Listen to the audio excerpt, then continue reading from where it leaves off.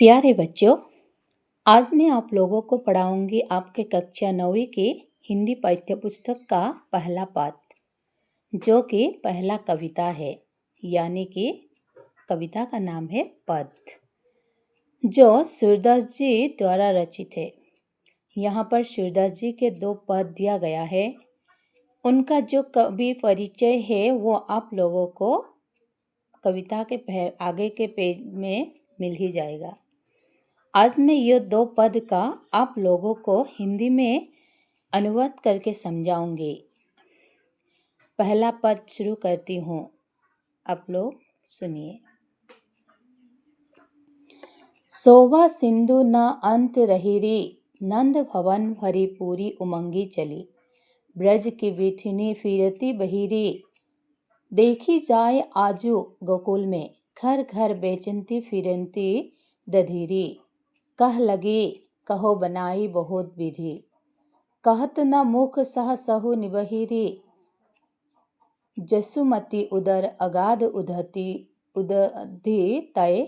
उपजी ऐसी सबनी कहिरी, सूर श्याम प्रभु इंद्र नीलमणि। ब्रज वनिता उर्लाई गहिरी। ये हो गया पहला पद।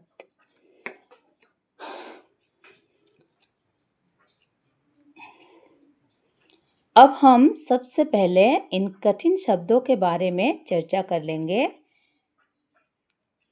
सुनिए। शोभा यानी कि सुंदरता, सिंधु यानी कि सागर, शोभा सिंधु यानी सुंदरता का सागर। उसके बाद देखिए, उमंगी मतलब उत्साह, बीथनी मतलब गलिया, बहिरी मतलब बहना, सह सहु मतलब हजारों, उदर मतलब पेट, अगाध मतलब बहुत गहरा, उदिति मतलब सागर, उपजी मतलब जन्म देना, ब्रज वनिता मतलब ब्रज की गोपियाँ। अब हम शुरू करते हैं। शोभा सिंधु न अंत रहिरी, यानी जो शोभा का सागर है, यानी सुंदरता का जो सागर है, उसका कोई अंत ही नहीं था। कब नहीं था? जब श्री कृष्ण का जन्म हुआ था। और जब श्री कृष्ण के जन्म के अवसर पर जब उत्सव मनाया जा रहा था, तो उस उत्सव की शोभा का कोई अंत ही नहीं था।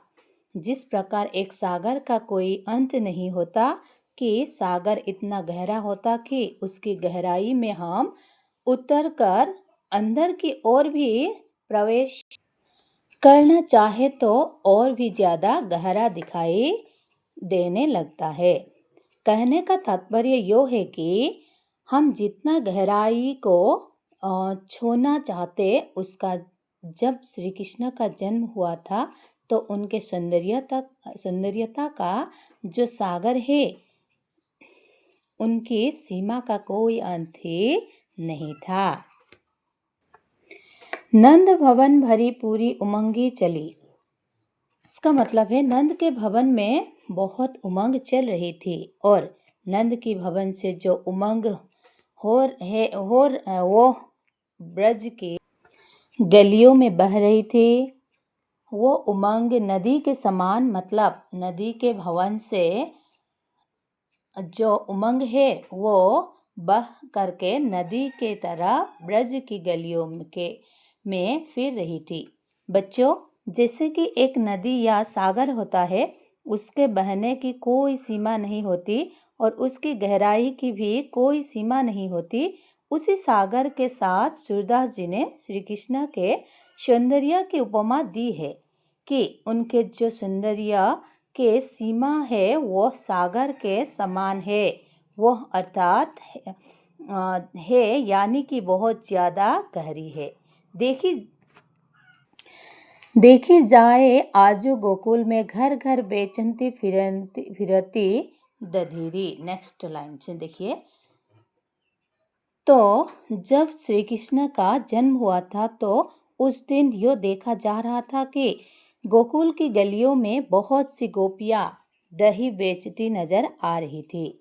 वास्तव में उनको दही बेचना नहीं था, यानी दही बेचना तो एक बहाना ही था।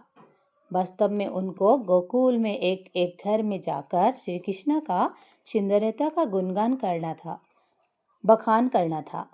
एक एक घर में यह बताना था कि आज नंद और यशोदा के आंगन में बहुत सुंदर लल्हा का जन्म हुआ है।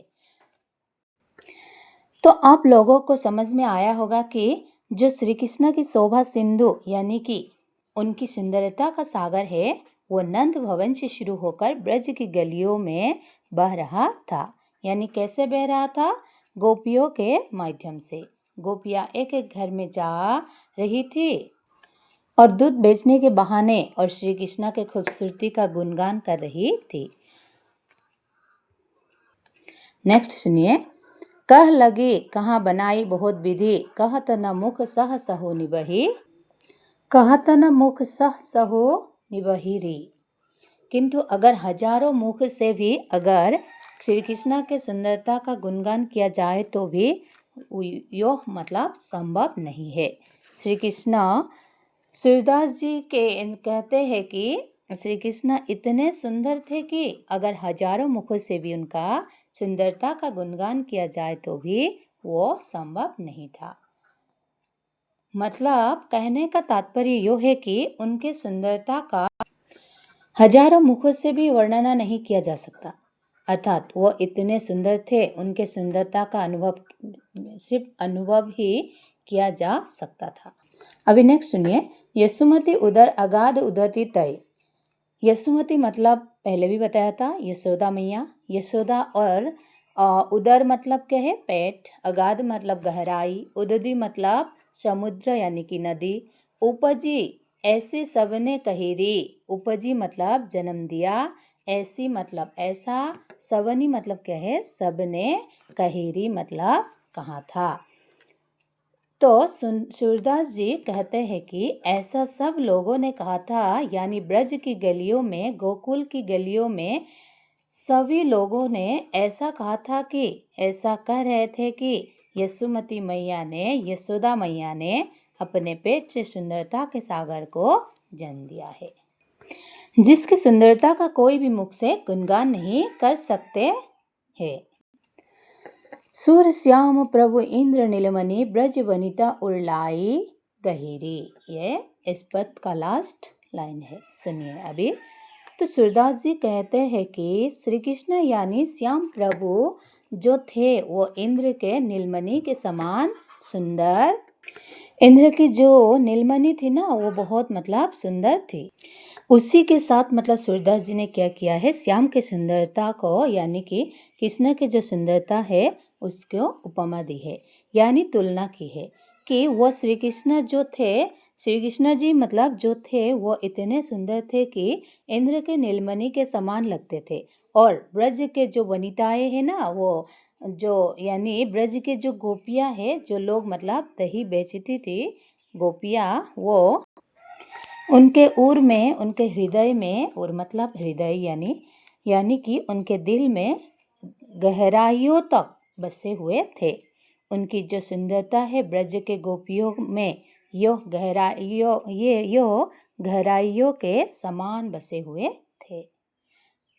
अब हम दूसरा पद जो है उसको आप लोगों को दूसरे पद को मतलब जो है सूरदास जी ने जो जब श्री कृष्ण का राधा से पहली भेंट यानी कि मिलन हुआ था उसके बारे में लिखा है, सुनिए। बूझो तो श्याम कौन तू गोरी, कहाँ रहती काकी है बेटी, देखो नाही कबहू बज खोरी।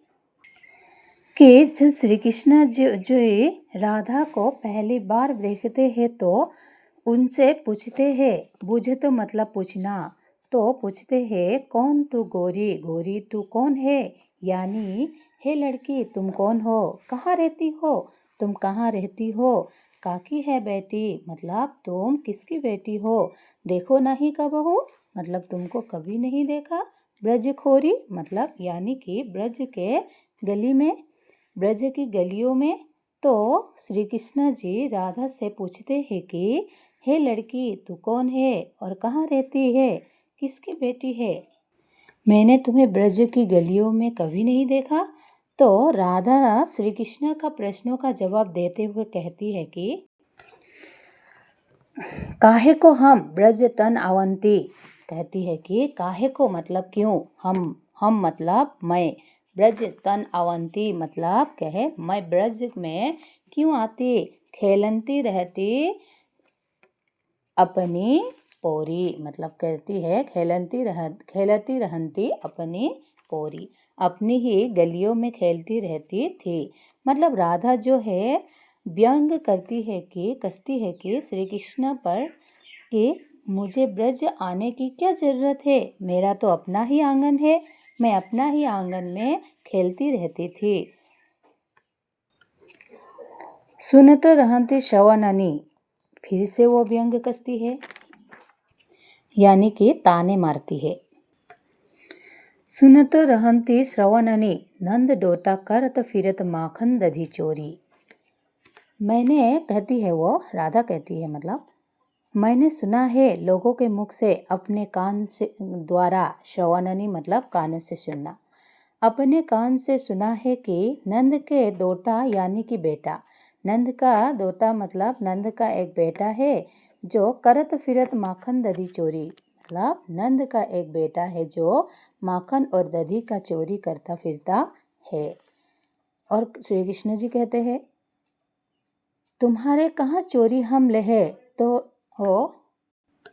तो इस जवाब में श्री कृष्ण क्या कहते हैं राधा से कि हम तुम्हारा क्या चोरी कर लेंगे या लहे, मैंने तुम्हारा क्या किया, कहाँ क्या चुराया है, मतलब कहता है कि मैंने तुम्हारा कहाँ क्या चुराया है।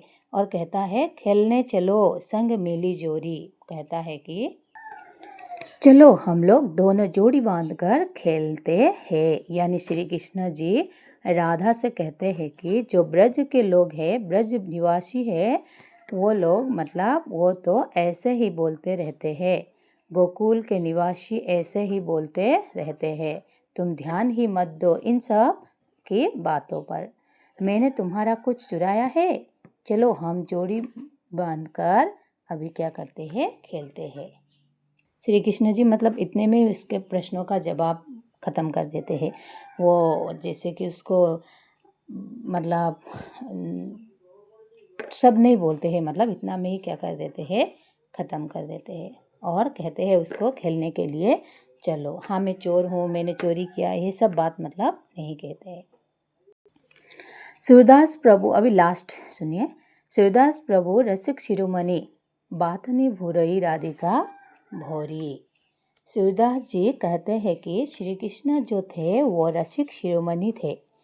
बच्चों अभी सुनो, रसिक शिरोमणि वो होता है जो इतनी प्यारी प्यारी मतलब बातें करता है जो कोई भी उसकी बातों में खो जाता है, रसिक शिरोमणि की बातों में। और जो वास्तविक बात होती है उससे मतलब उसका ध्यान भटका देते हैं, जिससे श्री कृष्ण ने राधा को भटका दिया था, उसके जो पूछा था उसका सवाल का जवाब ही नहीं दिया था।